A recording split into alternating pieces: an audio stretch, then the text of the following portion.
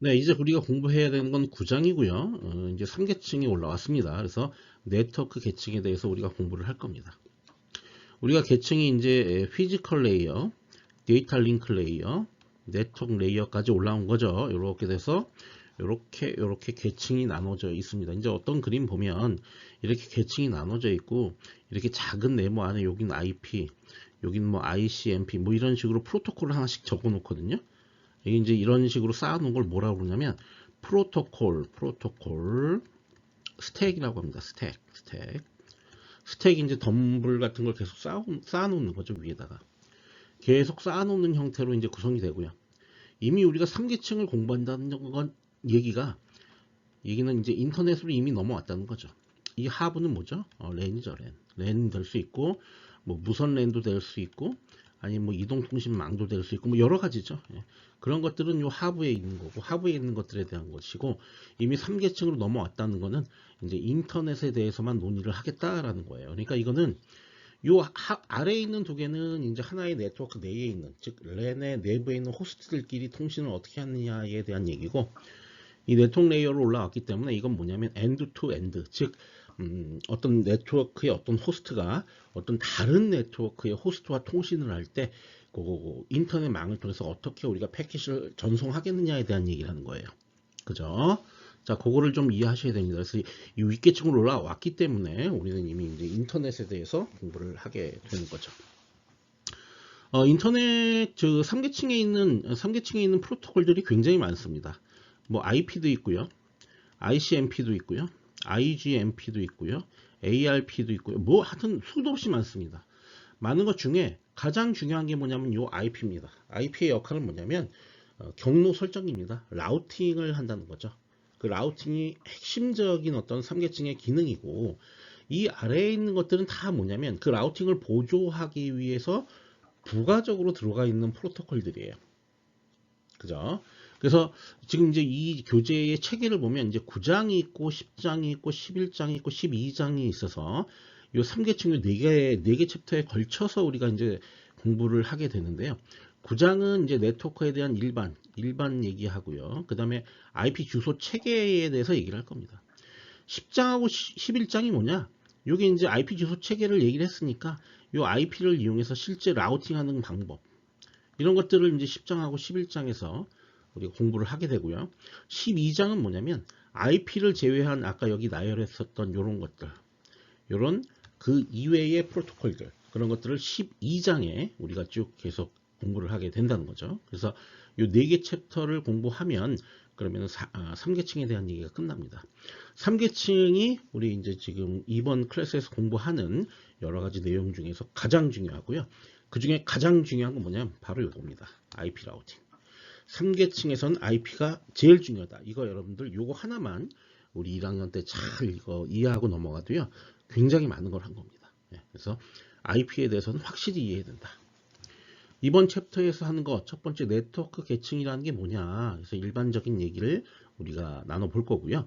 그 다음에 네트워크 계층에서 가장 중요한 IP 주소 체계. 이게 IP 주소라는 게 막 그냥 설정되어 있는 것이 아니라 이 주소에도 체계가 있습니다. 그래서 그 체계가 어떻게 되는지를 확인하고 실제 우리가 컴퓨터의 IP 어드레스를 갖다 세팅한다 그러면 어떤 것들을 세팅해야 되는지 뭐 IP 어드레스도 있지만 서브넷 마스크도 있고 게이트웨이 어드레스도 있고 또 DNS 서버 어드레스도 있고 뭐 한 4-5가지가 있잖아요. 그게 이제 의미하는 바가 뭔지를 하나하나 얘기를 해 나갈 겁니다. 네. IP에 대해서 좀 이제 이해를 간단하게 먼저 해보죠. IP라고 하는 것은 인터넷 프로토콜이다. 그러니까 이게 인터넷이라는 대표적인 하나의 단어로 프로토콜이라는 명칭을 붙였기 때문에 가장 중요하다고 얘기할 수가 있겠죠. 우리가 TCP, IP 이렇게 쓰게 되잖아요. 이 TCP는 뭐냐면 트랜스미션 컨트롤 프로토콜입니다. 그러니까 전송 제어 프로토콜이에요. 이 TCP 같은 경우에는 우리가 13장하고 14장에서 공부를 하게 되고 이 IP 같은 경우에 9장부터 12장에 4개에 걸쳐서 하게 되거든요. 이건 2개 걸쳐서 하고 그것만 봐도 IP가 더 중요하다고 볼 수 있겠죠. 그리고 TCP 같은 경우에는 트랜스미션 컨트롤 프로토콜이기 때문에 극단적인 케이스에서 전송을 제어하는 거예요. IP는 아예 전송하는 그 자체고 TCP는 전송을 보조한다고 봐야 되는 거야. 그러니까 그 중에서도 IP가 중요하다는 느낌을 우리가 받을 수가 있죠. 근데 어쨌든 인터넷에서 가장 중요한 3계층에서의 대표 프로토콜 IP와 4계층에서의 대표 프로토콜 TCP를 더해서 우리가 TCP/IP라고 부르게 되고, TCP/IP가 곧 인터넷에서 사용되는 모든 프로토콜을 통칭해서 부르는 말입니다. 그러니까 TCP 한 다음에 슬래시하고 IP 이렇게 쓰면 단순히 TCP하고 IP만 얘기하는 게 아니라 아까 얘기했던 3계층의 여러 가지 프로토콜, 4계층의 여러 가지 프로토콜을 다 총괄해서 우리가 얘기를 하는 거다라는 걸 이해하시기 바랍니다. 자, 이건 네트워크 계층을 대표하는 그런 프로토콜입니다. 자, 이런 네트워크가 있다고 봅시다. 이 네트워크를 잘 살펴보면 중간에 랜들이 있고, 랜이 요 X 표시로 되어 있는 건 뭡니까? 이제 라우터죠, 이게 라우터. 라우터로 랜과 랜을 이렇게 연결을 하고 있죠. 그러니까 예를 들어서 데이터를 전송한다 그러면 이렇게 전송되겠죠. 라우터 간을 전송해서 이렇게 올라갈 겁니다. 그러니까 여기 어떤 호스트가 있는 거죠. 여기요. 이 보내는 쪽에서도 어떤 호스트가 있고요. 자, 근데 인터넷, 우리가 데이터를 보내는데 가장 중요한 어떤 주체는 누구냐면 이 가장 상위에 있는 유저입니다. 유저가 내가 뭐 카톡 같은 걸로 뭐 어떤 데이터를 보내고 싶다 그러면 카톡 프로그램 그 자체가 어플리케이션 레이어죠. 그럼 거기서 이렇게 내려오는 거죠. 내려오면서 어떻게 쭉쭉 내려오면서 어떻게 합니까? 헤더를 앞에 덧붙이게 되죠. 그죠? 그러니까 생각해보면 트랜스포트 레이어 입장에서는 네트워크 레이어의 서비스를 사용하는 놈이고, 트랜스포트 레이어는, 그럼 어플리케이션 레이어는 트랜스포트 레이어의 서비스를 사용하는 거예요. 그러니까 어플리케이션 레이어가 서비스 유저가 되는 거고, 트랜스포트 레이어가 서비스 프로바이더가 되는 거죠. 공급자가 되는 거죠. 서비스 공급자. 마찬가지로 그러면 이 트랜스포트 레이어 입장에서 얘가 어떤 서비스의 유저가 되려면 그럼 네트워크 레이어가 프로바이더가 되는 거예요. 그죠? 그럼 네트워크 입장에선 얘가 서비스의 유저가 되려면 요 밑에 있는 랜이 서비스 프로바이더가 되는 겁니다. 서비스 제공자. 그렇죠? 그러니까 이렇게 내려온다는 사실 여러분들이 좀 이해를 하셔야 됩니다. 어쨌든 여기 있는 말들을 읽어보면서 이제 여태까지 설명했던 거를 갖다가 정리를 해보도록 하겠습니다. 랜 외부의 인터넷으로, 자, 인터넷으로 외부로 나가고 있죠. 아까 말씀드린 것처럼 외부로 나가고 있습니다. 인터넷으로 데이터, 그러니까 패킷을 전달하기 위한 프로토콜이다. 자, 전송 계층으로부터 전달된 데이터를 패킷에 넣어서 목적지까지 전달한다. 자, 이거는 이 4계층에서 내려온 어떤 이게 이제 TPDU죠. TPDU 이렇게 되겠죠. 이게 이렇게 내려와서 이런 패킷이 있는데 그 패킷에는 요 3계층 헤더가 앞에 붙게 되어 있고 TPDU가 여기로 쏙 삽입돼 갖고 전송이 되는 거죠. 그 의미고요. 패킷별로 매 순간마다 가장 빠르다고 생각되는 경로로 이동한다. 자, 이 얘기는 무슨 얘기냐면 사실 이제 여기서는 그림상으로는 랜이 연결된 형태가 1차원적으로 연결되어 있기 때문에 이게 뭐 이렇게밖에 안 돼 있는 것 같지만 실제는 여기도 있고요. 그러면은 여기서 일로도 이렇게 연결돼서 여기에 이렇게 라우터가 있을 수도 있습니다. 또 여기에도 라우터가 이렇게 돌아올 수도 있다는 얘기예요. 여기서 지금 이렇게만 가는 것 같지만 실제로는 인터넷은 굉장히 거대하기 때문에 이렇게 돌아올 수도 있고 아니면 이렇게 돌아올 수 있고 뭐 방법은 여러 가지가 있을 수 있죠. 그 중에서 패킷별로 매 순간마다 가장 빠르다고 생각하는 경로로 이동한다. 자, 무슨 얘기냐면 우리가 이제 여보세요라는 이제 음성을 갖고 카톡을 갖고 얘기할게요. 카톡으로 내가 어떤 데이터를 딱 보냈어. 근데 그 문장이 굉장히 길어. 카톡 문장이 굉장히 길어서 그걸 쪼개서 전송을 하게 된다는 얘기야. 패킷 여러 개. 그럼 첫 번째 패킷은 일로 가고, 두 번째 패킷은 일로 가고, 세 번째 패킷은 일로 가고, 이럴 수 있다는 얘기예요. 왜냐하면 패킷 별이니까. 패킷 별로 매 순간 가장 빠르다고 왜냐면 중간에 어떤 그 경로 상태를 보니까 항상 이 라우터 같은 경우에는 가장 빠른 경로 상태가 어딘지를 갖다가 유지하면서 그거에 맞게 이동을 시키게 되어 있거든요. 그죠? 그러니까 매 순간 요 가는 경로가 달라질 수가 있습니다. 달라질 수 있습니다. 자, 그런 식으로 해서 경로를 이동한다. 그러니까 우리가 이런 그 네트워크 계층의 내용만 살펴봐도요. 우리가 그 전에 얘기했던 전화망 같은 경우에는 고정적으로 어떤 서킷을 할당한 다음에 그쪽으로 음성 신호를 계속 보내잖아요. 그죠? 그러면은 다른 놈이 그 서킷을 점유를 절대 못하죠. 내가 100% 점유하고 있죠. 근데 여기서는 그런 게 없어요. 뭐 100% 내가 어떤 라인을 점유하고 있다 이런 거 없습니다. 물론 가상으로 이런 100% 라인을 점유하는 그런 선을 만들어낼 수는 있습니다. 그건 이제 나중에 얘기할 거고요. 어쨌든 그렇습니다. 자, 이럴 경우에 라우팅이라고 하는 건 경로 배정을 의미한다. 어떤 길로 패킷을 보낼 건지 이걸 결정하는 일을 우리가 라우팅이라고 하고, 그 라우팅에 해당되는 일을 하는 장비를 우리가 라우터라고 합니다. 라우터는 3계층 장비입니다. 3계층. 라우팅 하니까 당연히 3계층이겠죠. 그래서 이런 장비들, 요 X표로 표시된 요 장비들이 랜과 랜을 연결하는 장비로서 3계층 장비이고, 라우팅, 경로 배정의 역할을 충실히 수행하는 그런 장비가 되겠습니다. 다음 이제 패킷 교환망에 대해서 좀 얘기를 하겠습니다. 패킷 교환망에 반대되는 말이 이제 서킷 스위칭 네트워크죠. 그러니까 서킷 스위칭 회로 교환망 뭐 이렇게 번역할 수도 있나요? 그죠? 회선 교환 뭐 이렇게 되죠. 회선 교환. 그리고 패킷 스위칭은 패킷 교환.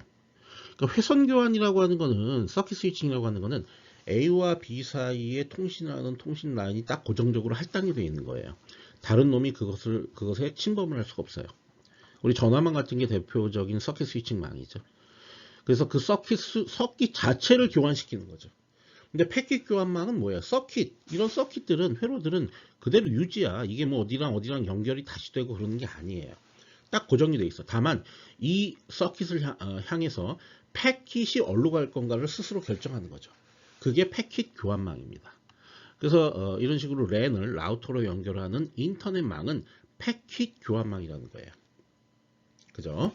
그래서 아까도 말씀드린 것처럼 수시로 변하는 라우터와 네트워크 상태를 고려하여 가장 빠른 경로로 전송하겠다. 그러니까 첫 번째 패킷은 일로 가고 두 번째 패킷은 일로 가는 현상이 발생할 수가 있다. 여기가 이제 전송하는 놈이고 이게 이제 수신하는 놈이면 얼마든지 순서가 바뀔 수 있기 때문에 각 패킷이 독립적으로 움직이기 때문에 도착 순서가 바뀔 수가 있다라는 거죠.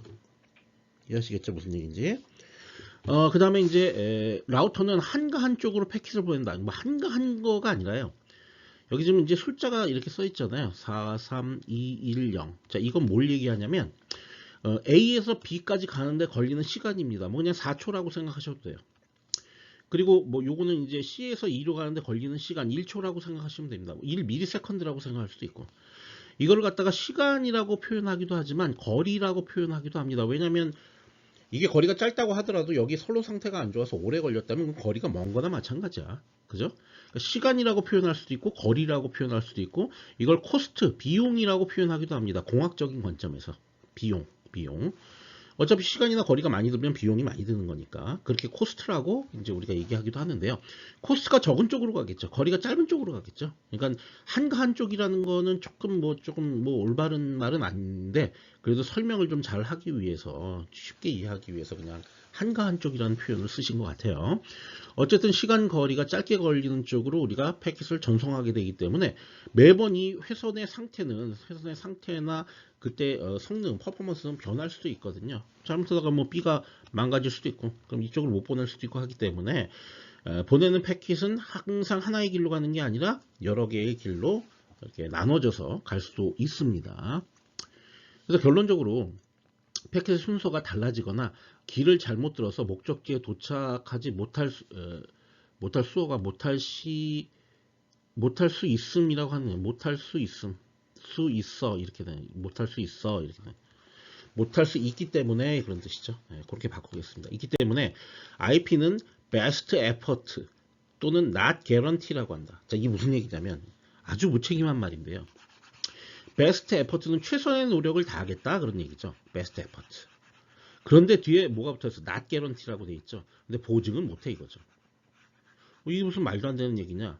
내가 최선은 다하겠는데 그게 정말 수신기에 도착할지 그 보증은 못하겠다는 얘기야. 예를 들면 여기선 지금 걸리는 시간만을 생각하고 있지만 사실 이쪽으로 어떤 라인을 보냈을 때 여기에 에러가 어느 정도 나더라 라는 걸 고려해서 에러가 적게 나는 길로 나는 가겠다. 이런 것까지 될 수 있으면 좋잖아요. 근데 인터넷에서 그런 거 고려 안 한다고. 여기가 에러가 많이 나고 이쪽에 에러가 적게 나면 그러면 어떻게 돼요? 아래로 보내야 되겠죠. 그래야만 에러가 적게 나니까. 알겠죠? 무슨 얘기인지. 그럼 이쪽으로 보내야 되는데 실제로 인터넷에서 그런 작업을 하느냐? 안 합니다. 안 해요. 예. 그냥 무조건 거리가 짧은 놈으로 보내요. 그 얘기는 뭐냐면 하여튼 나는 딴 건 모르겠고 수신기에 빨리 도착할 수 있는 길로 보내는 줄게. 보내는 드릴게. 근데 중간에 가다가 돌아가실 수도 있어. 에러가 나서. 근데 그건 나 보장 못 하겠어. 그런 얘기예요. 아주 무책임한 말인데 그럴듯한 영어로 표시해놨죠. Best effort, not guarantee. 최대한 노력은 하지만 보장은 못 하겠습니다. 이런 얘기죠. 네, 이럴 수 있습니다. 근데 서킷 스위칭에서는 말도 안 되는 얘기죠. 서킷 스위칭에서는 베스트 에퍼트가 아니라 무조건 개런티예요. 왜냐하면 서킷 스위칭은 다른 놈이 거기에 침범할 일이 없어요. 그래서 선로가 끊어지지 않는 한은 무조건 A와 B가 통신할 수 있는 상태가 되는 거죠. 그러니까 서킷 스위칭을 굳이 개런티냐 노 개런티냐라고 얘기할 것 같으면 개런티죠. 개런티. 보증이 되는 도착지까지 도달이 보증이 되는 보장하다 보증하다 그런 뜻 아니에요. 개런티.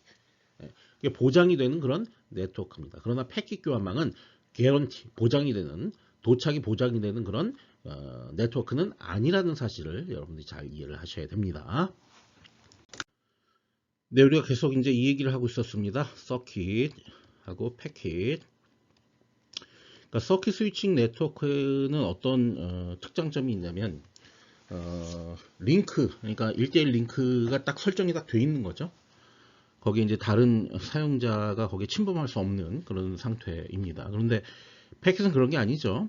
그물망처럼 여러 개의 서킷이 연결되어 있고 거기에 패킷이 원하는 그 길이 고정되어 있지 않죠. 막 왔다 갔다 할 수 있는 거죠. 한 번은 이쪽으로 보내고 한 번은 뭐 딴 데로 보내고 뭐 이런 게 가능한 거죠. 그죠?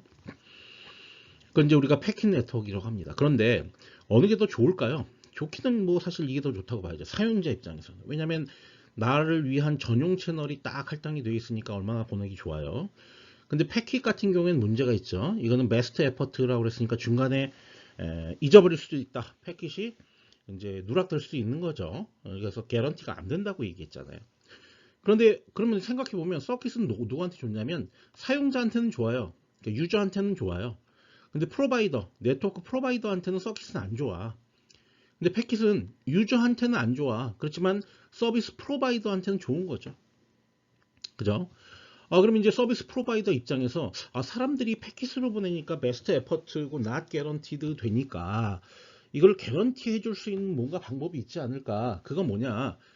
마치 패킷 네트워크에 버추얼한 가상의 어떤 서킷이 있는 것처럼 서비스를 제공해보자라는 거죠. 그런 생각을 하게 된 거죠.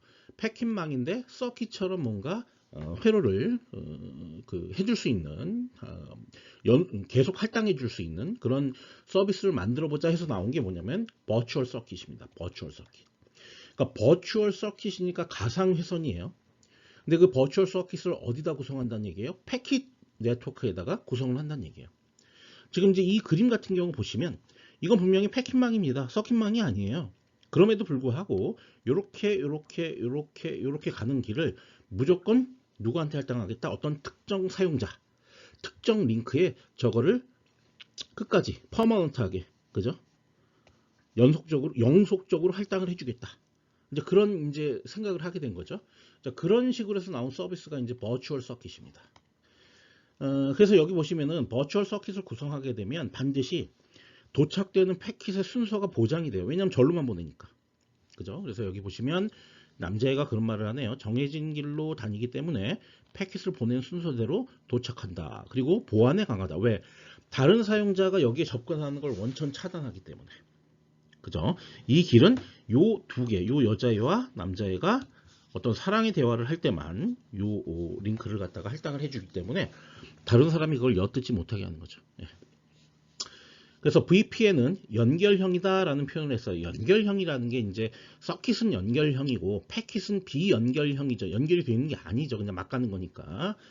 연결형이기 때문에 정해진 길로만 다니게 된다라는 얘기예요. 지금 헬리콥터가 떠 있는데 뭐 그렇게 소음이 크지 않으니까 가겠습니다.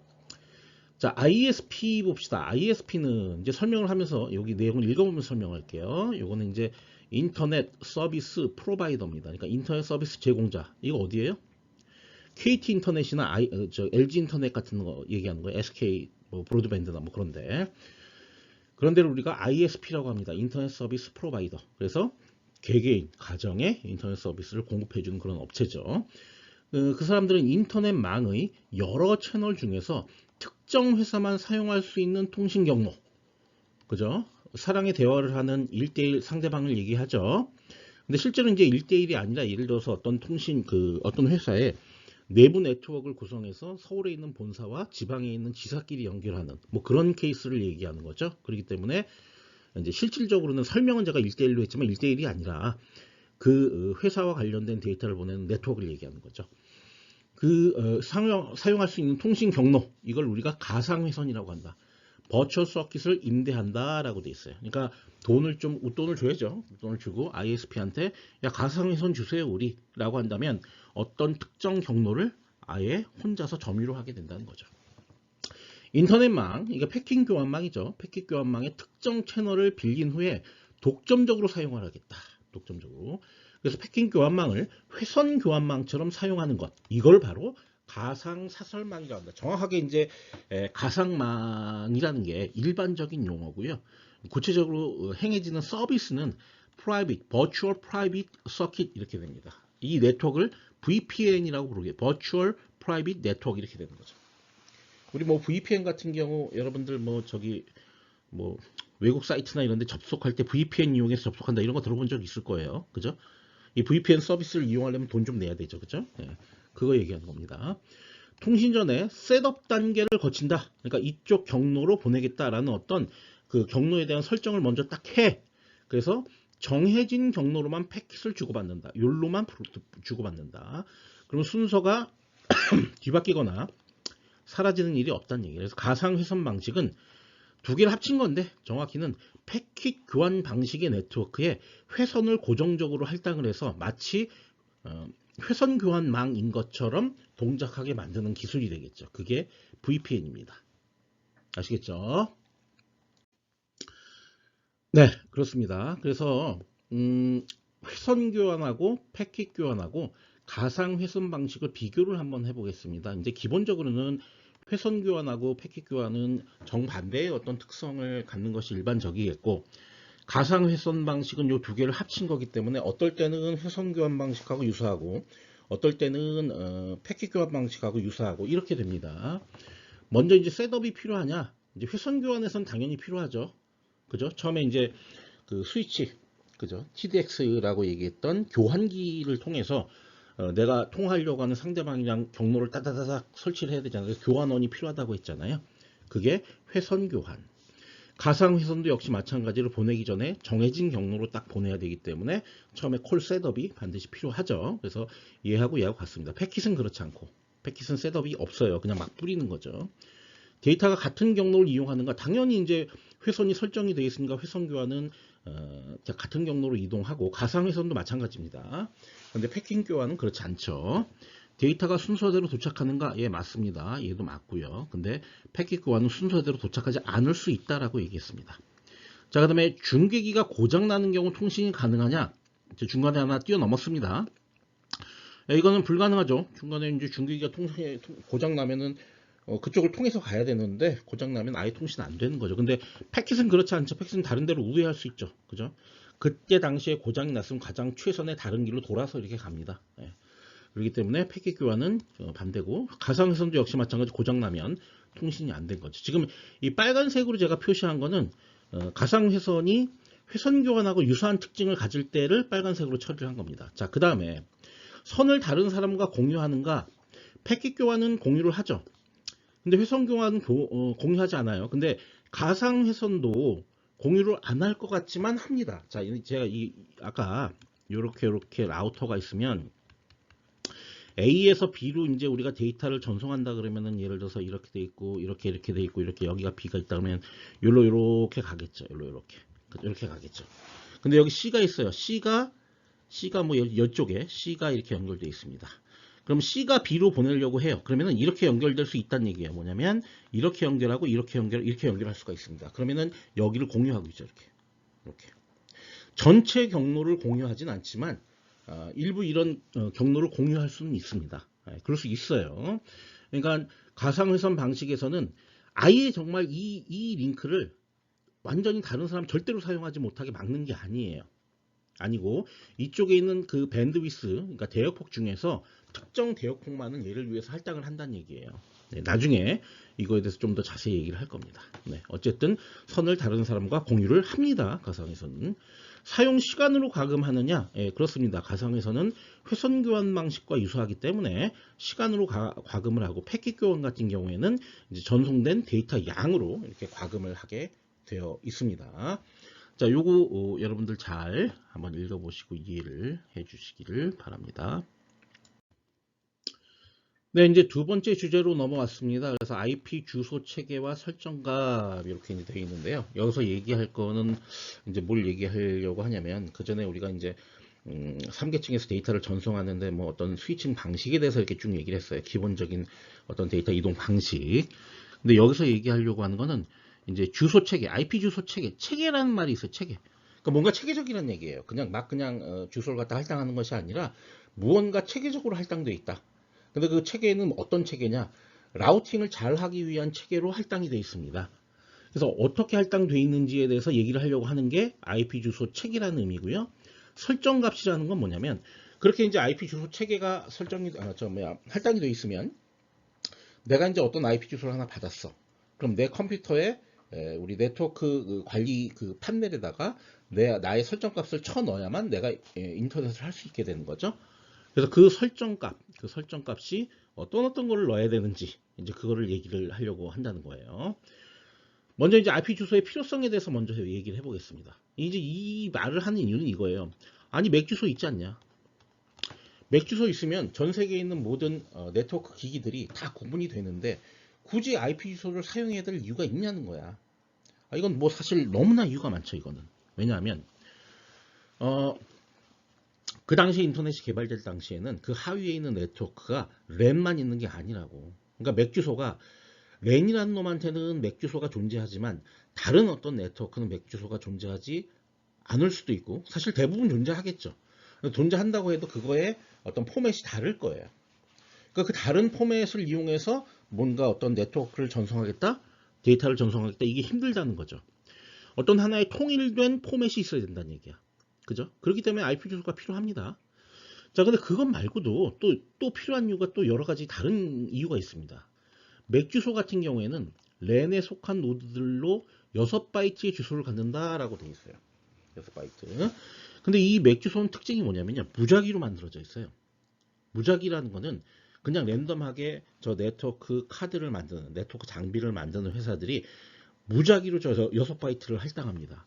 자, 6바이트가 왜 6바이트냐면 이렇게 되어 있습니다. 이렇게. 여기 보시면 3, B, 1, 7. 요거 하나하나가 16진수기 때문에 이게 4비트예요. 4비트가 5, 6, 7, 8, 12개 있으니까 이제 64바이트가 되는 48이죠. 48. 48비트가 돼서 6바이트가 되는 겁니다. 그죠? 요거 하나하나가 16비트예요. 요거 숫자 하나하나. 4비트예요. 죄송합니다. 요 숫자 하나하나가 4비트입니다. 그러면은 이거를 좀 더 다시 설명을 할게요. 좀 완전하지 않은 것 같아서. 요게 하나가 16이란 얘기, 8비트란 얘기야. 8비트. 그죠? 8비트. 8비트짜리가 8개가 있으니까, 6개가 있으니까 6, 8에 48. 48비트가 되는 거고요. 이게 6바이트가 되는 거죠. 제가 이렇게 소문자로 적으면 비트고요. 대문자로 적으면 바이트입니다. 네. 자, 이렇게 되어 있습니다. 근데 무작위로 만들어져 있다. 무작위로. 지금 이게 무작위로 만들어져 있다는 의미가 뭐냐면 여기 내용을 보시면 이게 3B로 시작해요. 얘도. 요거 4F. 요것도 3B로 시작해요. 이것도 3B로 시작하고 이것도 3B로 시작합니다. 그럼 여기는 또 두 번째 건 14예요. 요것도 14예요. 요것도 14예요. 여기는 4F고 요거 4F고 뭐 이래요. 거의 똑같다고. 거의. 뒤에까지 한번 보세요. 거의 비슷해요. 근데 이 디바이스는 영국에 있고요. 이 디바이스는 미국에 있고요. 이 디바이스는 태국에 있어요.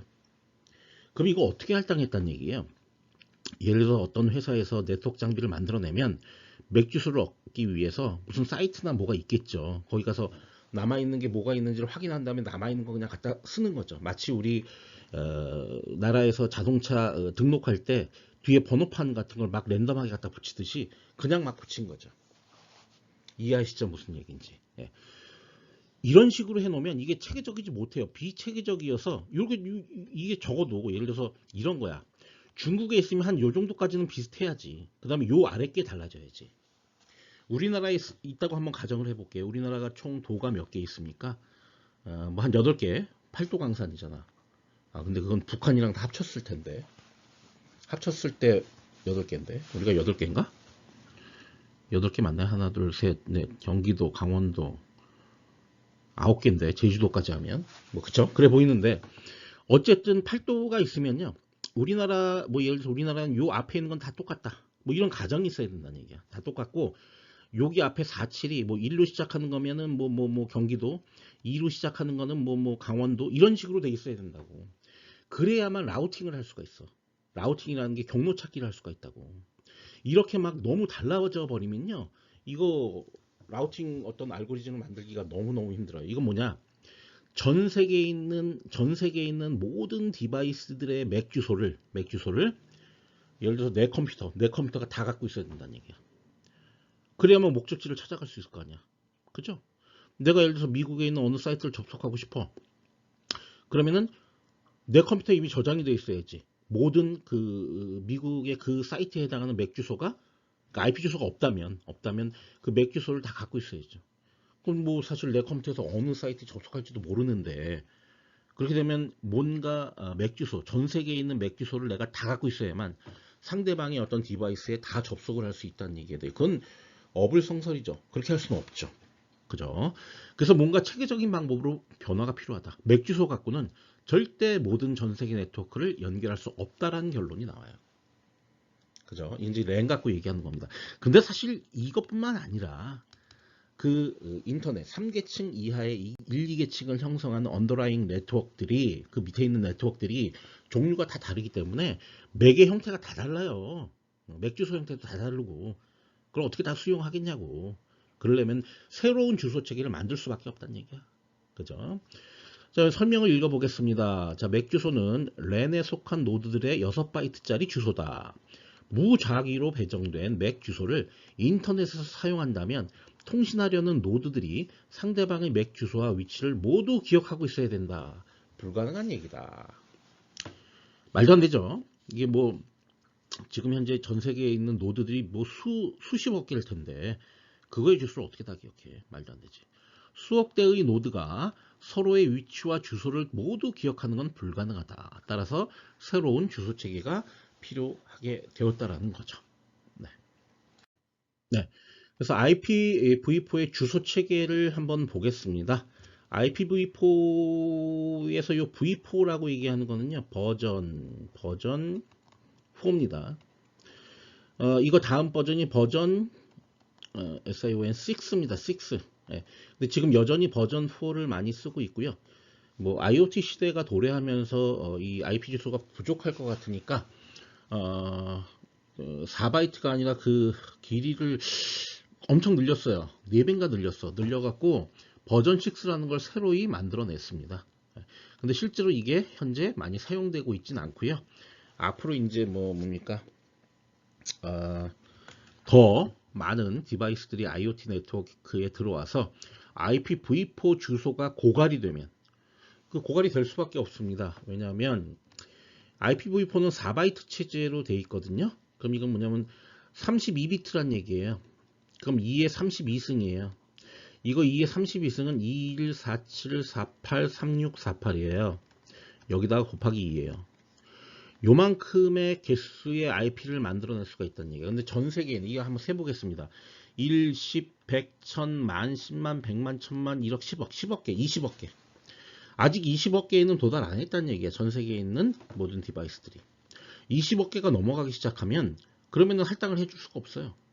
그래서 새로운 버전의 버전 6가 나온 거고, 그거를 IPv6라고 하고, 얘는 제가 정확하게 비트 수가 기억이 안 나는데 아마 이거의 4배인가 그럴 겁니다. 그러면은 4배라고 가정을 하면 128비트인가요? 그럼 2의 128 승이에요. 이건 어마어마하게 큰 숫자입니다. 어마어마하게 큰 숫자예요. 그러니까 IP를 할당하는데 전혀 문제가 없겠죠. 개수의 문제는. 그죠? 고갈될 염려가 없죠. 차차 이쪽으로 바뀌어 가고 있습니다. 차차 이쪽으로. 근데 바뀌는데 아마 어마어마한 시간이 걸릴 거예요. 아마도 지금 이 공부를 하고 있는 학생들이 늙어 죽을 때까지도 IPv4로 충분할 겁니다. 네.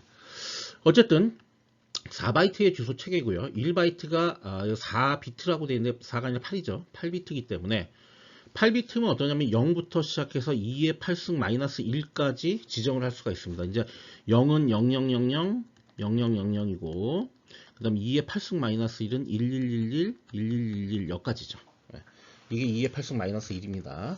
그러니까 올0서부터 올1까지 이게 어디서부터 어디까지냐면 0서부터 255까지입니다.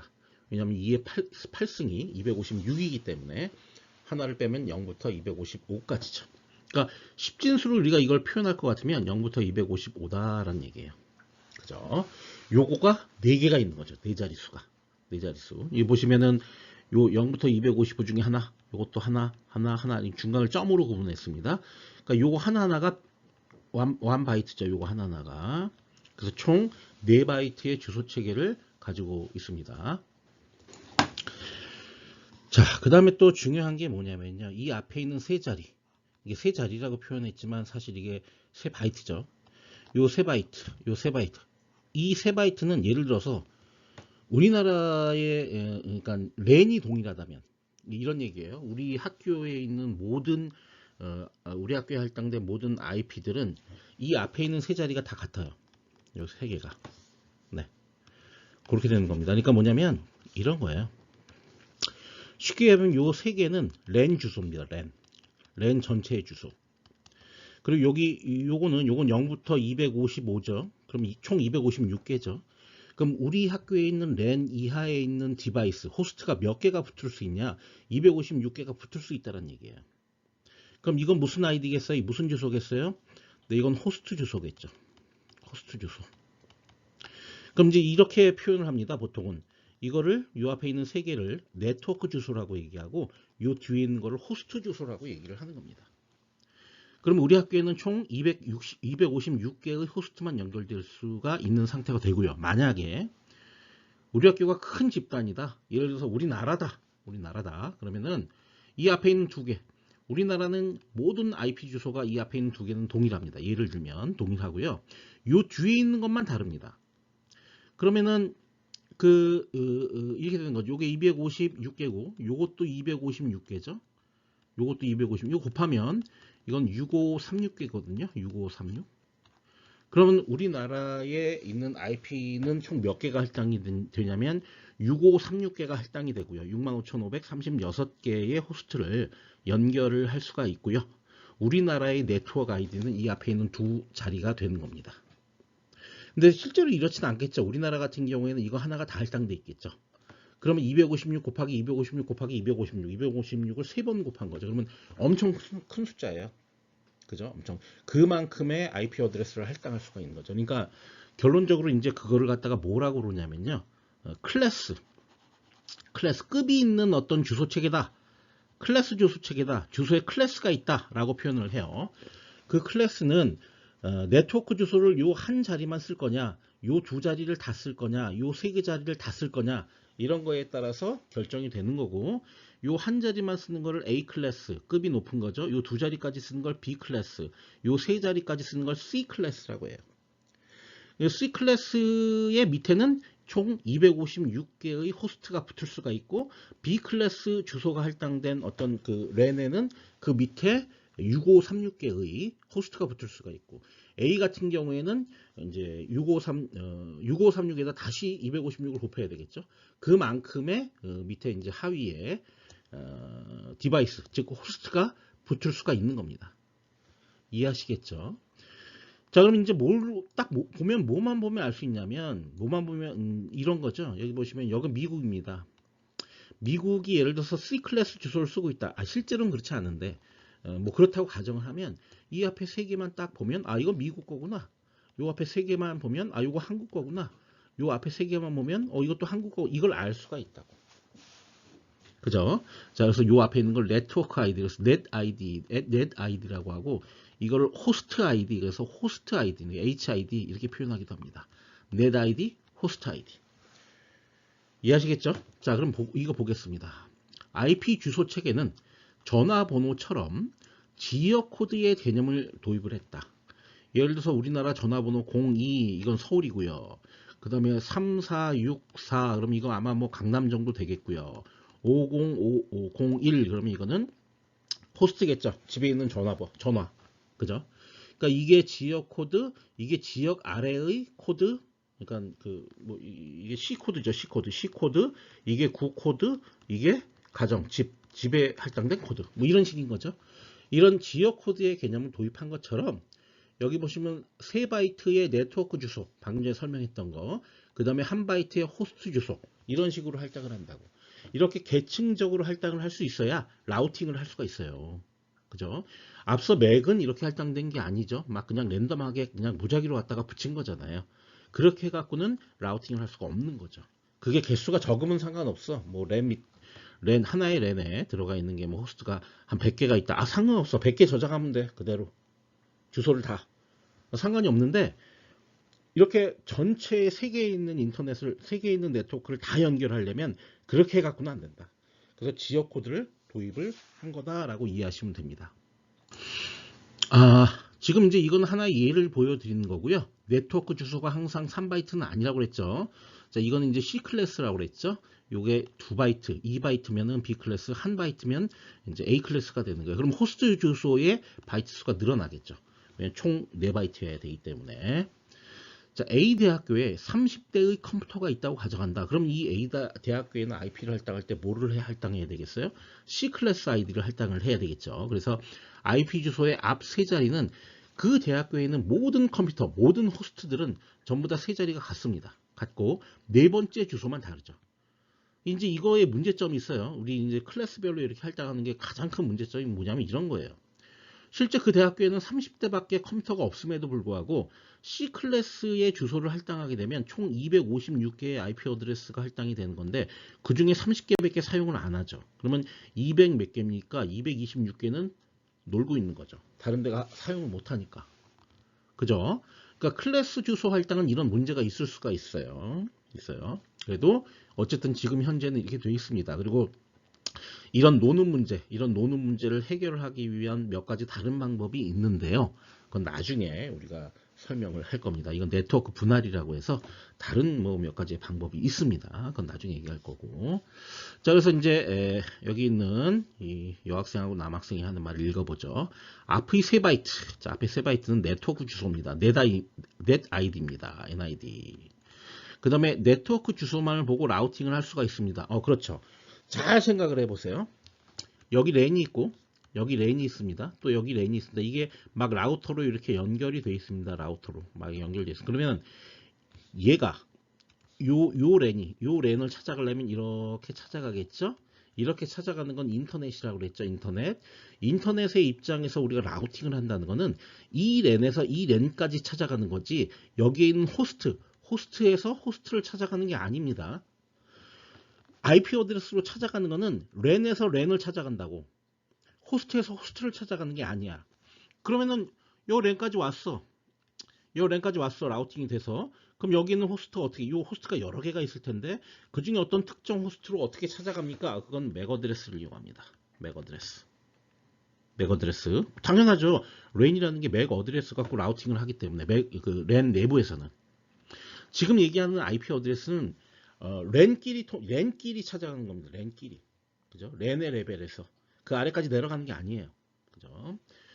자, 그래서 여기 보시면 이런 말을 이제 써놨어요. 네트워크 주소만 보고 라우팅을 할 수 있죠. 왜냐면 네트워크 주소가 곧 뭡니까? 랜의 주소잖아요.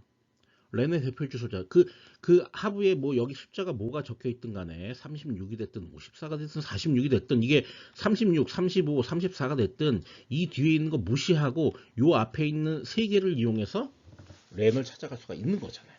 그죠? 그렇기 때문에 네트워크 주소만 보고 라우팅을 할 수 있다라는 얘기예요.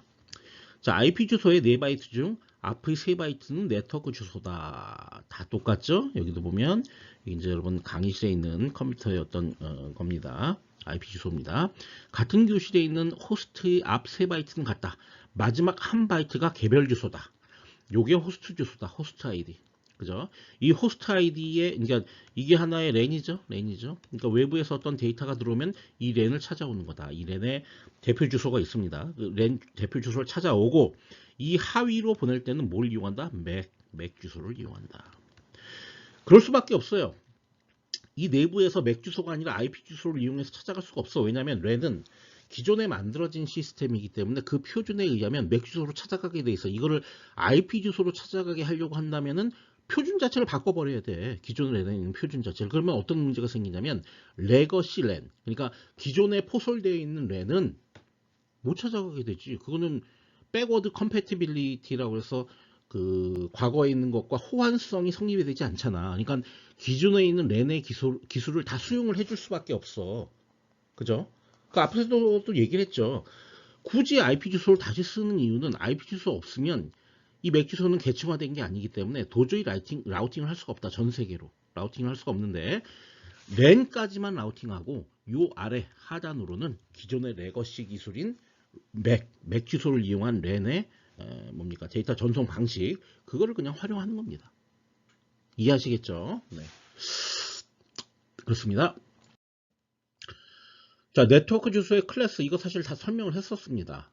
그냥 쉽게 이해하시면 돼요. 네트워크 주소는 특정 지역에 모인 컴퓨터의 집합을 의미한다. 근데 이 특정 지역이라는 게 그냥 하나의 어떤 랜이라고 생각하면 된다. 랜. 그죠? 네, 이렇게.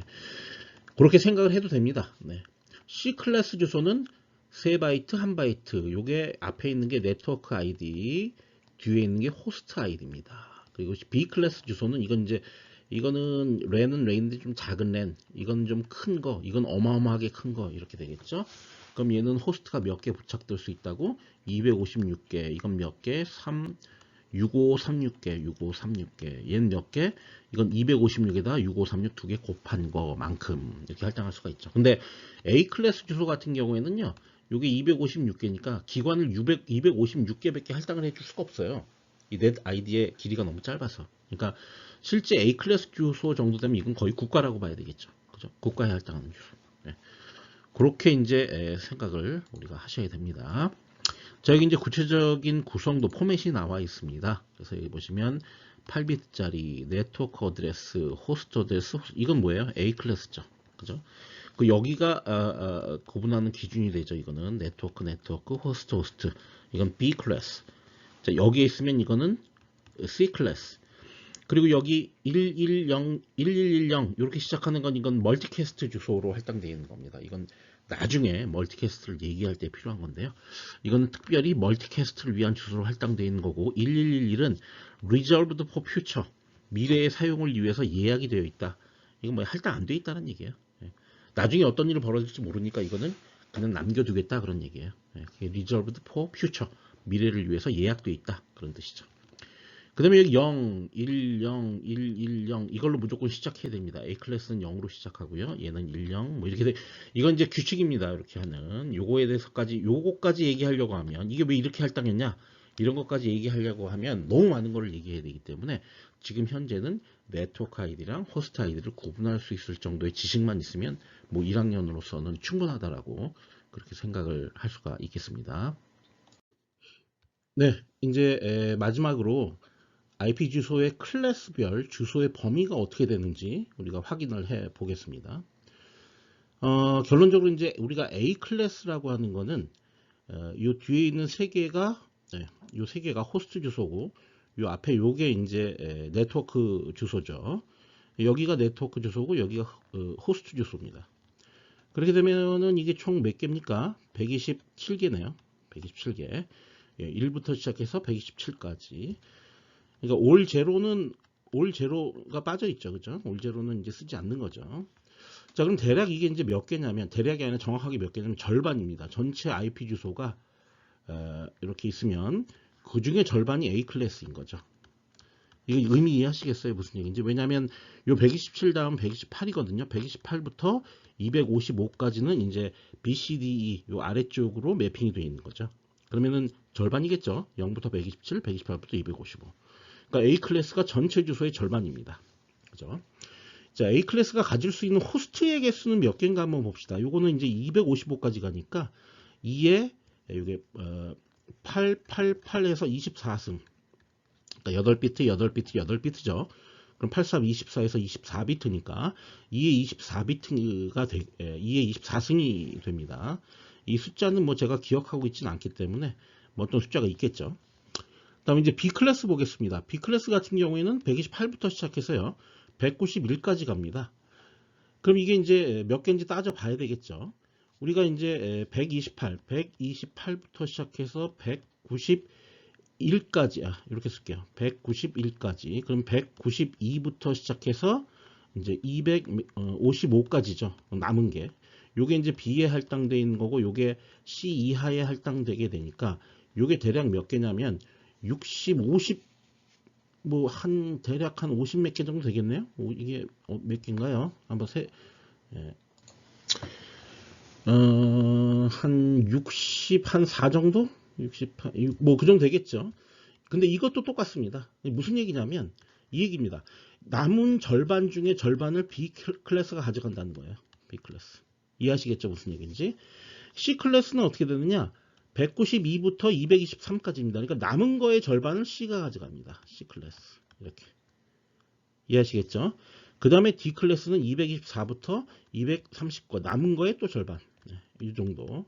이렇게 이제 가져가게 된다는 거예요. 그죠? 자, 그리고 이제 B 클래스, C 클래스, 뭐 이런 거. 이제 B 클래스 같은 경우에는 이제 여기 보시면 호스트의 개수는 요 두 개니까 2에 16승 해갖고 6536개. 그러니까 각 네트워크마다 호스트를 6536개만큼 가질 수가 있습니다. 자, C 클래스 같은 경우에는 이제 요거 하나만 이제 호스트 아이디죠. 그래서 2에 8승계 해서 256개의 호스트를 가질 수가 있습니다. 자, 다음에 D를 보겠습니다. D는 이건 이제 D는 멀티캐스트용입니다. 멀티캐스트. 특정한 몇 개의 호스트에만 데이터를 전송할 때 쓰는 거. 그 다음에 E는 미래 사용을 위해서 예약되어 있는 거. 이렇게 되죠. 그러니까 실제로 이제 우리한테 중요한 건 A, B, C 3개의 클래스가 됩니다. 아시겠죠? 자, 여기 있는 말을 읽어보면서 지금까지 설명한 것들을 정리를 해보겠습니다. A 클래스가 가질 수 있는 호스트의 개수는 2의 24승대 전체의 절반이다. 그러니까 전체 절반이라는 건 아까 말씀드린 것처럼 전체 IP 주소의 절반이다. 그죠? B 클래스가 가질 수 있는 호스트의 개수는 2의 16승계죠. 그래서 6536개고 이거는 절반의 절반이다. 그러니까 이거 전체의 절반의 또 절반. 이렇게 되는 거예요. 네, 그런 식으로 계속 줄어드는 겁니다. C 클래스의 주소는 이론적으로 2의 8승계의 컴퓨터를 가질 수가 있죠. 호스트를 가질 수가 있죠. 자, D는 멀티캐스트용 주소이고 E는 미래를 위해 예약한 주소다. 호스트 주소 0은 네트워크 주소이고 마지막 호스트 주소 255는 브로드캐스트 주소이다. 자, 이게 무슨 얘기냐면 예를 들어서 C 클래스를 사용한다고 생각해 봅시다. 그러면 뭐가 있고 어떤 게 있고 끝에가 0 이렇게 되는 게 있고 똑같이 이제 있겠죠. 그 다음에 255 여기까지의 주소를 갖는 거 아니야. 그러니까 이거하고 이거는 같은 거죠. 그죠? X라고 제가 쓴 거는 0부터 255까지의 숫자 중에 어느 하나라는 얘기입니다. 자, 그럴 경우에 XXX의 0 요 놈이 뭐다? 요게 네트워크다. 네트워크 전체에 할당된 주소. 그죠? 그러니까 외부에 라우팅을 하기 위해서 일단 네트워크에 네트워크에 이제 전달이 돼야 될 거 아니에요. 그러니까 네트워크 전체를 대표하는 주소라고. 외부 라우팅을 위한. 그죠? 자, 그래서 요거를 이제 네트워크 주소라고 해서 이거는 호스트한테 할당할 수가 없습니다. 요 0으로 시작하는 거는. 그다음에 0인 거는 주소가. 그다음에 255는 브로드캐스트 주소입니다. 브로드캐스트는 뭐야? 방송이죠. 다 뿌리는 거죠. 그러니까 이 C 클래스 내부에 있는 모든 호스트들한테 다 뿌릴 때 255를 사용하면 수신받은 시도가 딱 보고 255가 맨 뒤에 있다 그러면 이건 다 받으라는 얘기구나 라는 걸 알게 되죠.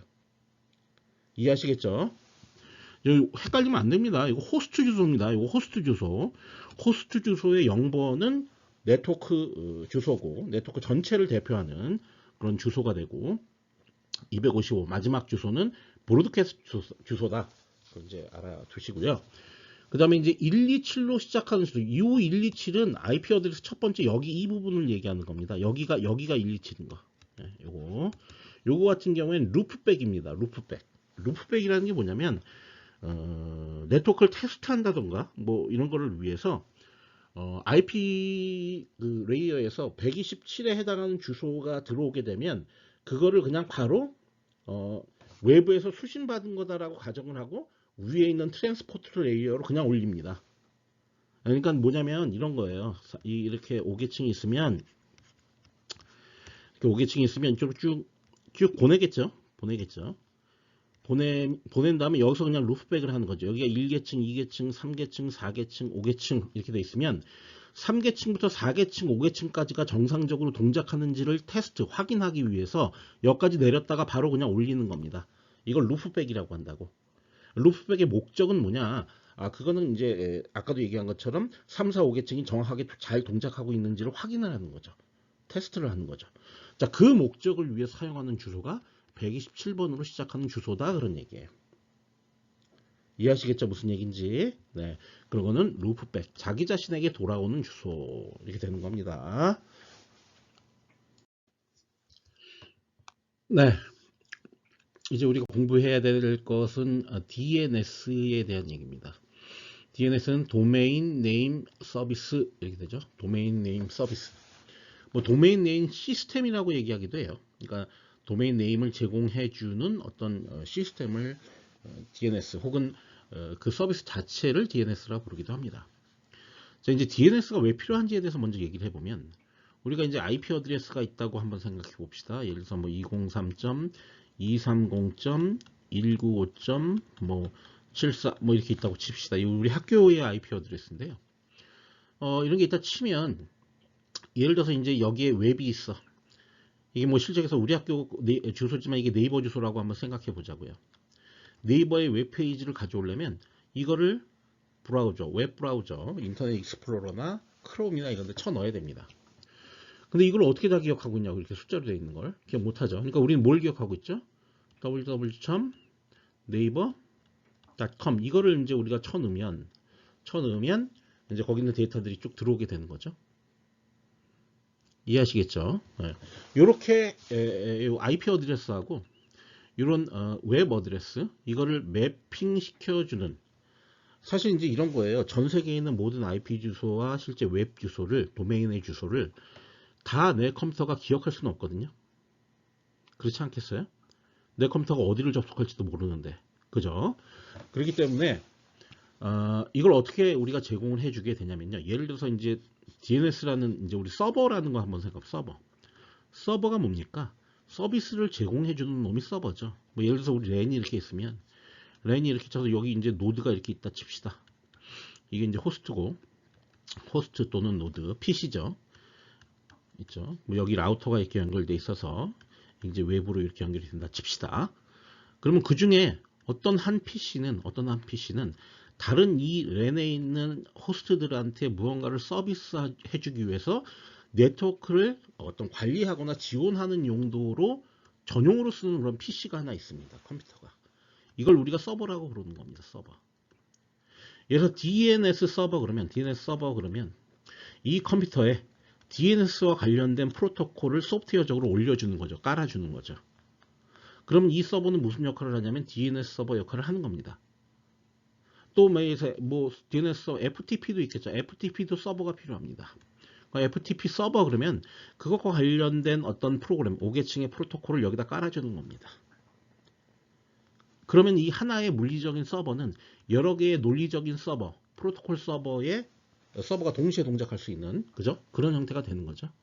그러니까 무언가 전용으로 네트워크를 관리하거나 보조하기 위해서 필요한 PC 그걸 우리가 서버라고 부르는 겁니다. 걔가 하는 일은 서비스를 제공해 주는 거죠.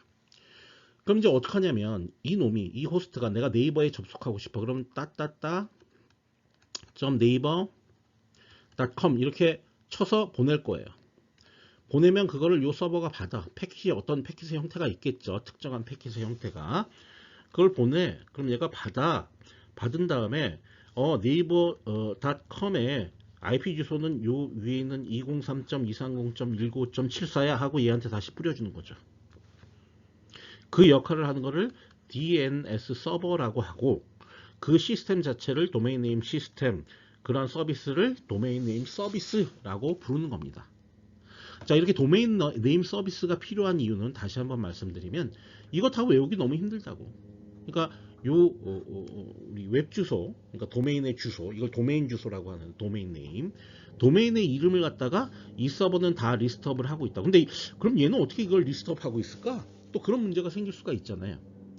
그거는 뭐냐면 여기는 엄청 많은 호스트가 이렇게 여기 달려 있기 때문에 이 호스트가 뭔가를 요청을 하면 만약에 자기 DNS 리스트에 없는 어떤 도메인 주소를 요청한다면 이 DNS는 자기보다 상위에 있는 DNS, 그러니까 그거는 이제 어떤 네트워크 상에 또 서버가 있겠죠. DNS 서버가. 얘는 로컬 DNS 서버고 얘는 어떤 글로벌한 DNS 서버가 있을 거예요. 걔한테 물어봐. 걔가 이렇게 받아. 그런 다음에 이렇게 다시 보내주는 거죠. 결론적으로 기존의 DNS 리스트에 있는 도메인 주소를 물어본다면 그거는 금방금방 우리가 이제 접속을 할 수 있지만 제일 처음으로 이 랜 그 전체에서 제일 처음으로 접속할 때는 갔다 와야 돼. 물어와야 돼. 물어와야 돼. IP 어드레스를 알아와야 돼. 그래서 시간이 좀 걸리겠죠. 그렇지만 뭐 그게 이제 사람이 이 서비스를 제공받는 사람이 체감할 수 있을 정도의 어떤 뭐 그런 건 아니지만 어쨌든 좀 시간이 더 걸리겠죠. 그죠? 그래서 보통 DNS 서버는 이렇게 계층적으로 DNS는 계층적인 형태로 이루어져 있습니다. 예를 들어서 우리 학교 내에 어떤 DNS 서버 역할을 하는 게 하나 있고요. 또 그게 커지면은 이제 뭐 우리 도 전체, 시 전체 이거의 서버가 또 하나 있고요. 또 우리 국가 전체에 또 서버가 하나 있고요. 뭐 이런 식이에요. 그러니까 가장 상위에 있는 서버는 뭐겠어요? 뭐 이 인터넷 서비스라는 게 미국에서 시작했으니까 미국에 어디 가면 거기에는 DNS 굉장히 그 가장 상위에 있는 그런 서버가 있겠죠. 거기는 거의 전 세계의 IP하고 도메인 네임을 다 갖고 있겠죠. 그죠? 이런 식으로 이제 우리가 이제 그 동작을 하게 됩니다. 지금 이제 우리는 DNS의 필요성과 DNS의 동작하는 방식에 대해서 전체적으로 말씀을 드린 겁니다. 여기 있는 내용을 하나하나 읽어보면서 그걸 이해를 하도록 하죠. IP 주소와 같이 비슷한 숫자로 이루어진 값들을 사람이 모두 기억하는 것은 어렵다라는 얘기예요. 그래서 방문하는 모든 사이트의 IP 주소를 외우는 것은 힘들다. 스마트폰의 전화번호부에는 외우기 쉬운 이름이나 별명과 함께 전화번호를 이렇게 같이 이렇게 저장을 하고 있죠. 이 방식, 이 리스트가 어디에 들어가 있다고? 이게 DNS 서버에 들어가 있다고.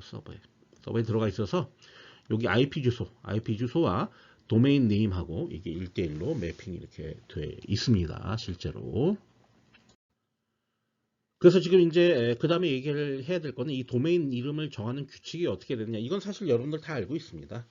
여기 보시면은 이제 네이버.com, 구글.com, 삼성.com 옛날엔 전부 다 이랬어요.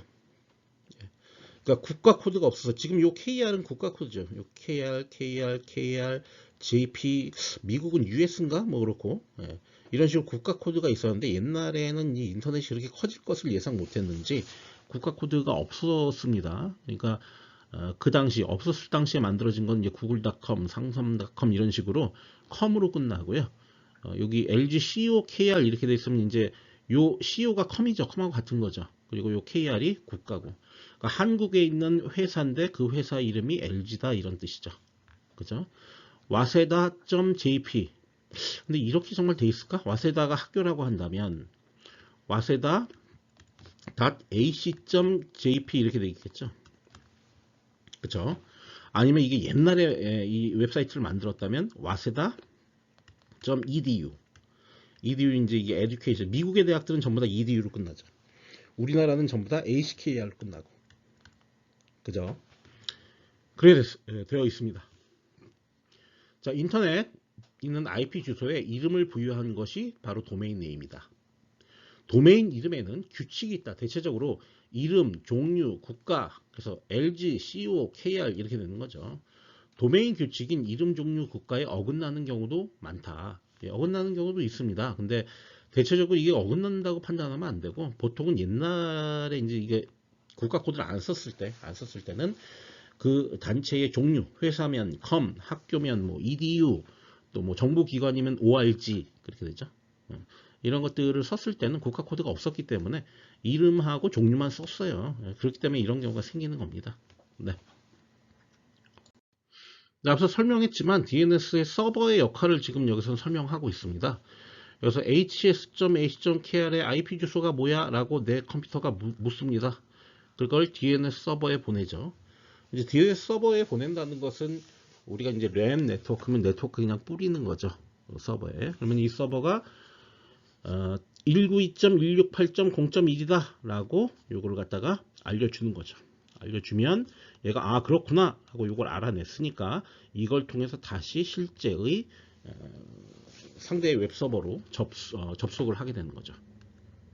이해하시겠죠? 그래서 우리가 IP에 이제 그 주소를 쳐놓을 때, 그러니까 수동으로 우리가 IP 주소를 쳐넣어야 될 때가 있잖아요. 그러면 거기 항상 DNS 서버 주소도 쓰게 돼 있어요. DNS 서버가 뭐뭐뭐입니다 라고 쓰게 돼 있어. 이렇게 돼 있습니다. 그러니까 우리 학교 같은 경우에는 이렇게 돼요. 예를 들어서 IP가 203.230.195.75라고 한다면 DNS는 203.237.176.1이에요. 이게 이제 우리 학교의 DNS 서버인데 이 서버에 접속을 해서 DNS에 대한 정보를 가져오게 된 거겠죠. 지금 이제 대충 봐서는 우리 학교는 C 클래스일 가능성이 높고 그러면은 이 뒤에 있는 거 이것만 이제 호스트 주소인데 여기서부터 여기까지 돼 있는 주소들을 보니까 다르네요.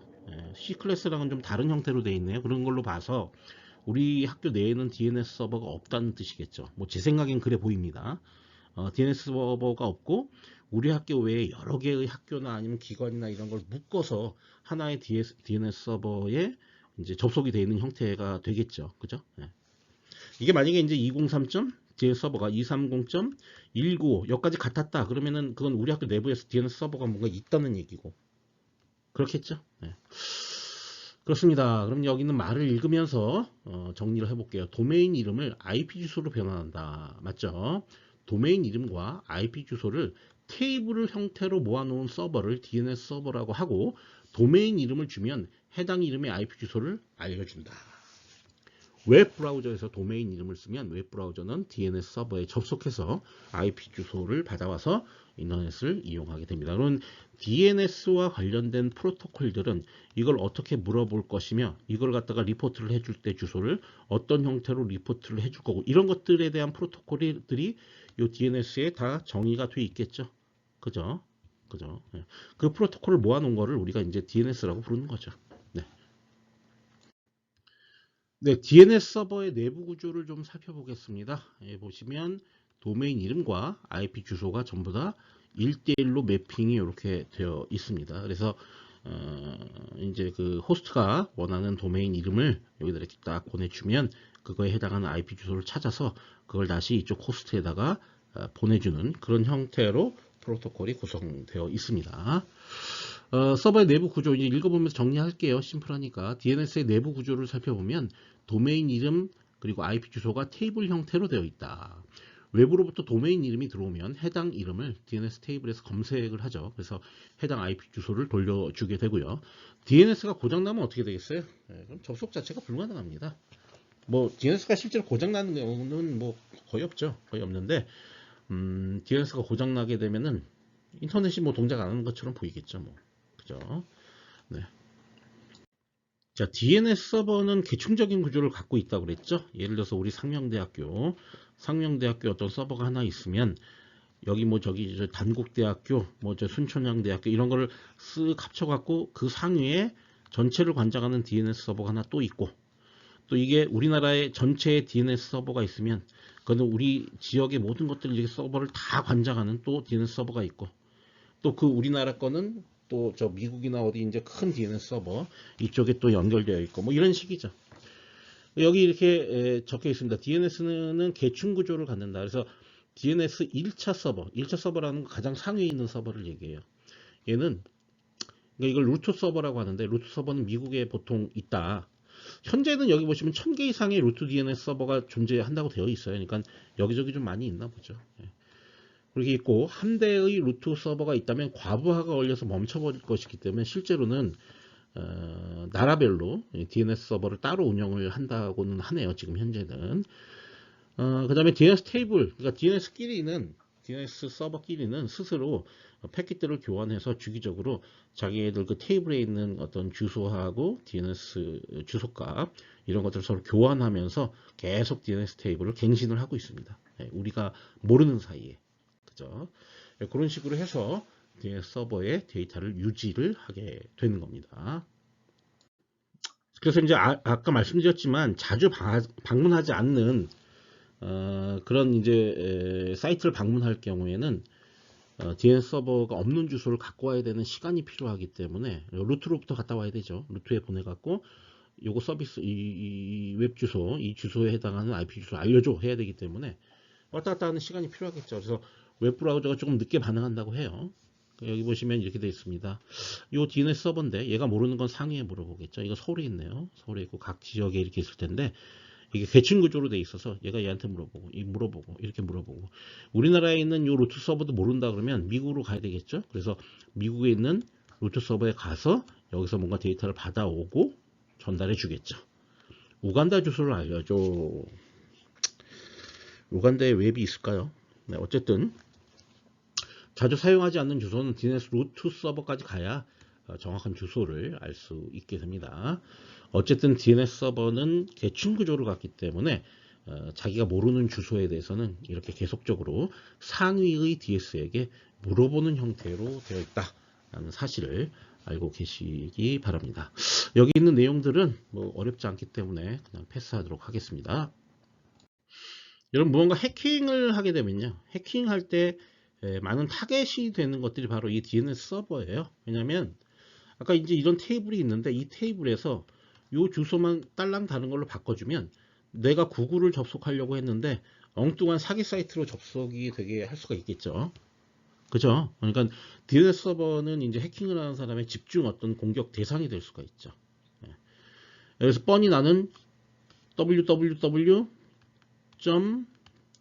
www.kbstar가 이제 국민은행 같은데 kbstar.com에 이렇게 들어가면 그러면 이제 나는 국민은행에 들어온 줄 알고 거기서 열심히 내 아이디 패스워드 치고 비밀번호 치고 막 하겠죠. 그러다가 다 노출이 되겠죠. 그런 식으로 이제 피싱을 할 수가 있다는 것에 웹에서의 피싱을 우리가 수행할 수 있기 때문에 해킹의 가장 큰 대상이 되는 것 중에 하나가 바로 이 DNS 서버입니다. 그리고 여러분들이 이제 불법 사이트 같은 데 접속하는 경우가 있어요. 뭐 토토나 불법 사이트 이런 데 접속을 하게 되면 그걸 차단해야 되기 때문에 경찰들은 그걸 어떻게 하냐면 예를 들어서 이제 토토가 있으면 이게 토토야. 토토 여기 뭐가 적혀 있었어. 이게 진실한 사이트야. 그런데 이쪽으로 자꾸 이제 이게 문제가 돼. 그러면 얘가 어떻게 하냐면 경찰청에서 요 DNS 서버의 요 주소를 워닝 해서 요거 사이트 하나 만들어서 이거의 주소로 바꿔버립니다. 이것도 일종의 이제 해킹인데 이거는 좀 이제 고의적인 해킹이죠. 이런 식으로 하게 되면 여러분들이 불법 토토 사이트에 접속을 하게 되면 경찰청 사이트에 접속을 하게 되는 그러한 결과를 가져오게 되겠죠. 그죠? 뭐 여러분들 중에 이런 사람은 없겠죠. 네. 그렇습니다. 그래서 여기 한번 읽어볼게요. 경찰청 경고 홈페이지가 뜨는 이유. 경찰청 경고 사이트의 IP 주소는 뭐 이건데 경찰청에서 불법 사이트를 발견하면 해당 도메인 이름의 IP 주소를 이 경찰청 경고 사이트로 바꿔놓습니다. 사용자가 불법 사이트를 방문하면 DNS는 해당 사이트 주소 대신에 경찰청 경고 홈페이지 사이트를 알려주기 때문에 그쪽으로 접속이 돼서 여러분들이 화들짝 놀라는 거죠. 그죠? 예. 그런 형태로 DNS를 이용해서 다양한 형태로 조금 뭐 해킹하는 놈들은 좀 재미있죠. 사실 이렇게 하는 게 재미나게 아니면 불법 사용을 하거나 피싱으로 이용하거나 뭐 이럴 수가 있습니다. 네, 그 다음에 이제 얘기해야 될 게 서브넷 마스크입니다. 우리가 IP 주소를 여러분이 한 번이라도 직접 쳐넣은 경험이 있다면 아니면 뭐 없다면은 지금 윈도우 들어가서 그 IP를 내가 쳐놓을 수 있는 상태에 있는 그 항목들이 뭐가 있는지를 한번 여러분들이 확인을 해보세요. 뭐가 있냐면 제일 중요한 게 이제 IP 주소죠. IP 주소. IP 주소는 아까 얘기한 것처럼 203.230.19.75 뭐 이렇다 치자고. 근데 여기 이제 서브넷 마스크도 쳐넣게 돼 있어요. 우리는 255 255 제로입니다. 255.255.255.0. 이게 뭐지? 서브넷 마스크가 뭐였죠? 네, 좀 이따 더 설명할 거고요. 자, 그 다음에 또 쳐넣어야 되는 게 뭐냐면 DNS 서버입니다. DNS 서버 주소. 요거는 아까 얘기했죠. 203. 뭐 237. 뭐 이렇게 있죠. 17. 여러분 이 주소 그냥 제가 적는데 이거 활용하면 안 됩니다. 그 다음에 마지막으로 게이트웨이 주소를 적게 돼 있어요. 게이트웨이. 게이트웨이도 똑같은 요 네 자리 형식으로 이렇게 되어 있습니다. 이렇게 되어 있는데 지금 우리가 DNS 서버에 대한 얘기는 했고요. 어쨌든 이거는 이제 IP 주소하고 도메인 네임하고 교환을 해야 되기 때문에 필요하다. IP 주소는 당연히 라우팅을 해야 되니까 당연히 써줘야 되는 거고, 서브넷 마스크가 뭐냐? 이걸 이제 알려고 하는 거죠. 서브넷 마스크는 뭐냐면요, 이런 겁니다. 호스트, 그러니까 그 네트워크 아이디하고 호스트 아이디하고를 분리를 하려고 하는 거죠. 예를 들어서 지금 이렇게 되어 있는 걸로 봐서 우리 학교는 C클래스예요. C클래스. 그죠? 왜냐하면 요 서브넷 마스크가 2552525 제로로 되어 있기 때문에 이거는 C클래스다라는 걸 금방 찾을 수가 있어. 그 왜 그러냐면 25라는 건 뭐냐면요, 올 1이에요. 1이 8개야. 이게 8개라고. 그럼 예를 들어서 내 주소가 203이면 뭐 203을 이진수로 바꾸면 1001 이렇게 돼 있다고 칩시다. 그냥 또 여기도 그냥 1010 1001 이렇게 됐다고 칩시다. 그럼 여기 있는 서브넷 마스크가 11111 똑같고 쭉 가겠습니다. 그 다음 세 번째 주소 이렇게 점이 찍혀 있죠. 세 번째 주소 1010 뭐 1001 그 다음에 1111 이렇게 있고요. 또 1010 1001 이렇게 있으면 111 여기 이제 0이죠. 0000 0000. 자, 이걸 어떻게 하냐면 요 아래 게 요게 IP 주소고요. 위에 게 요게 이제 서브넷 마스크입니다. 요게 IP 주소고요. 이게 서브넷 마스크입니다. 그럼 IP 주소와 서브넷 마스크를 AND를 합니다. 우리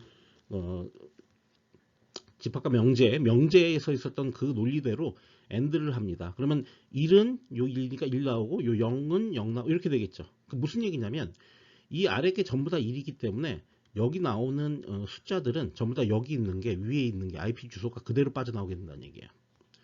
이것도 마찬가지예요. 요게 그대로 빠져나옵니다. 요것도 마찬가지입니다. 그대로 빠져나옵니다. 그죠? AND를 하게 되면. 그런데 요건 아니죠. 이거는 여기가 올 제로가 되기 때문에 여기가 1이냐 0이냐에 상관없이 무조건 0이 나옵니다. 그렇게 되겠죠? 그죠?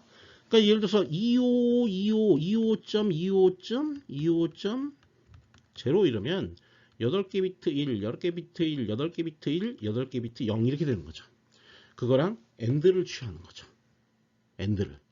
그러면은 예를 들어서 203, 예를 들어서 IP 주소가 여기 위에 있는 요 놈이라고 한다면 AND를 취하면 이제 203, 230, 195, 그 다음에 0 이렇게 나오겠죠.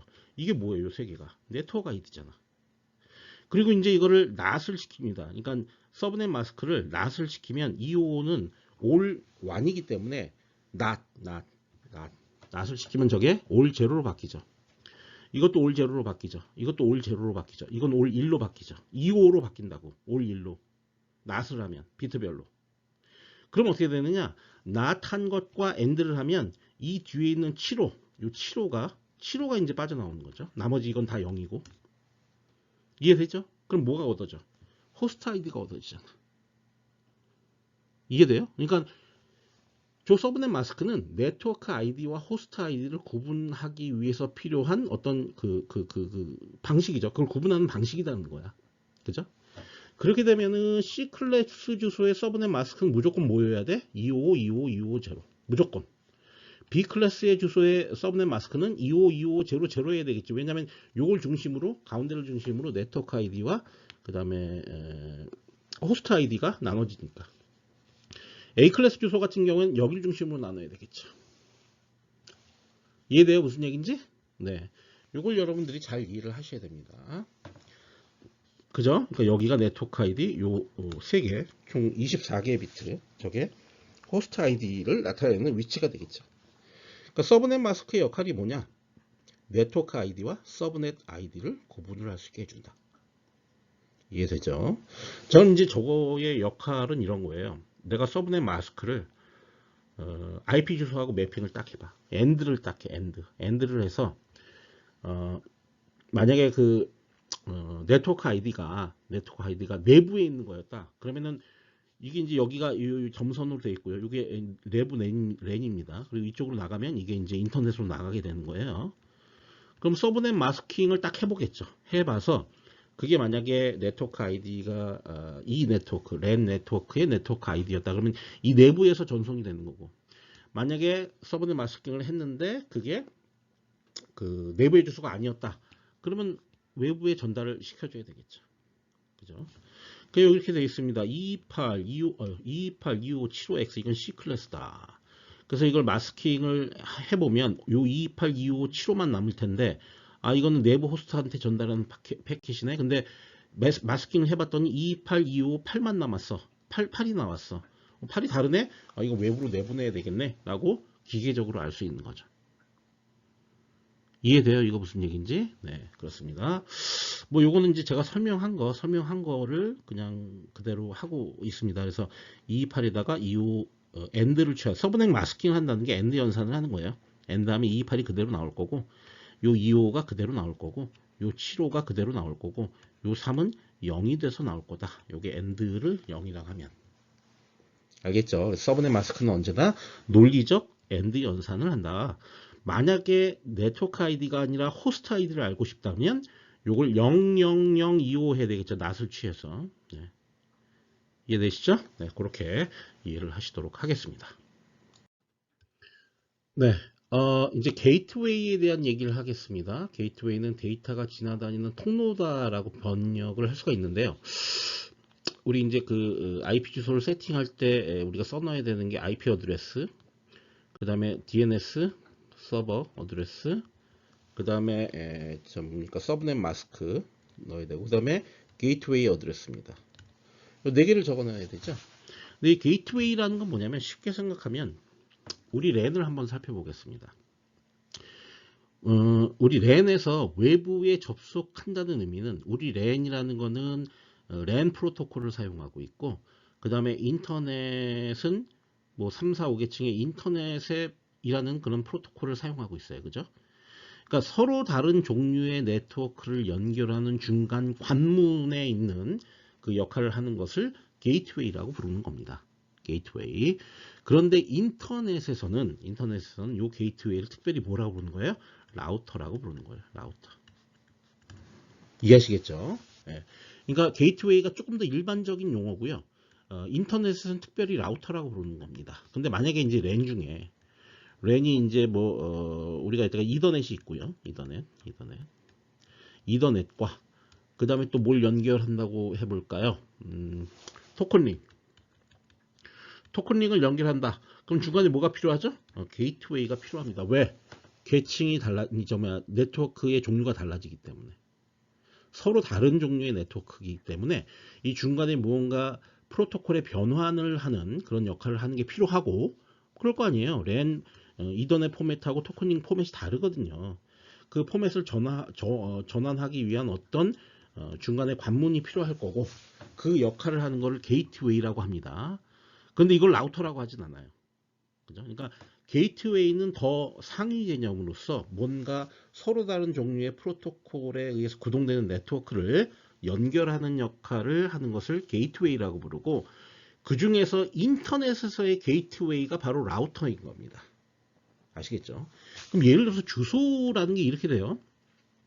203, 아까 230, 195, 75 이렇게 있으면 게이트웨이 주소는 항상 어떤 식으로 결정되냐면 203.230.195.1 아니면 254입니다. 이 둘 중에 하나예요, 보통. 이게 255나 0은 쓸 수가 없죠. 255 같은 경우에 0 같은 경우 네트워크 그 자체의 주소고, 255 같은 경우에는 이제 브로드캐스트 주소잖아요. 그러니까 일단 이건 피해야 돼. 피하고 보통 1을 많이 써요. 1. 그리고 254 이거는 이제 우리 학교 같은 경우는 254를 쓰더라고. 그러니까 이 둘 중에 하나야 보통. 그래서 저거를 이제 라우터의 주소로 쓰는 거죠. 그래서 게이트웨이 주소를 써놓는 작업은 결국은 우리 랜이 연결되어 있는 라우터의 주소를 써놓는 거랑 똑같다라고 생각하시면 돼요. 그렇게 생각하시면 돼요. 자, 그럼 여기 있는 말들을 읽어보겠습니다. 서로 다른 네트워크의 경계선에서 종류가 다른 네트워크 혹은 프로토콜을 연결하는 역할, 프로토콜의 연결 역할을 하는 장치 혹은 소프트웨어를 우리가 게이트웨이라고 부른다. 보통 게이트웨이의 역할은 네트워크와 네트워크의 연결 부분에 있는 라우터가 담당을 하게 된다. 서로 다른 프로토콜을 사용하는 네트워크를 연결하는 경우 게이트웨이가 중재 역할을 한다는 얘기가 뭐냐면 프로토콜 변환을 하게 된다는 거예요. 왜냐하면 프로토콜에서 실제 프로토콜 내부에 그 패킷 아니면 프레임 내부에 실제 내가 필요한 거는 데이터 아니에요, 데이터. 근데 외부에 그 데이터를 헤더가 싸고 있잖아, 그죠?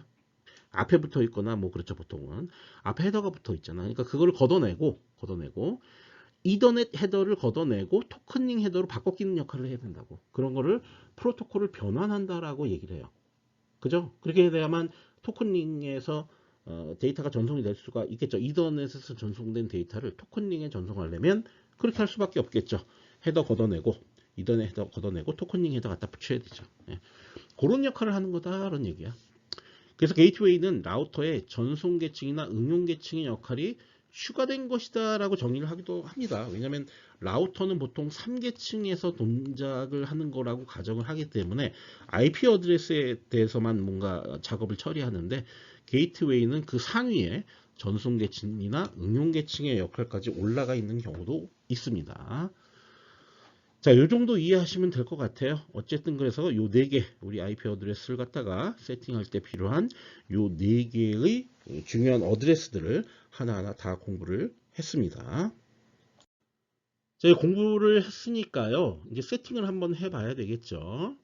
여기 지금 이제 IPv4로 되어 있고요. IP 설정 편집은 수동으로 되어 있습니다. 이거를 이제 자동으로 바꾸게 되면 DHCP라고 그래서 여기는 IP 주소, 서브넷, 게이트웨이, 기본 DNS 요 4개를 이제 우리가 DHCP 서버로부터 받아오게 되거든요. 그래서 자동으로 세팅을 하기 때문에 이제 자동으로 해놓으면 알아서 되는 거고. 근데 그 자동으로 해놓으면 DHCP 서버가 필요해요. 우리 학교는 없어요. DHCP 서버가. 그러니까 내가 쳐넣어야 됩니다.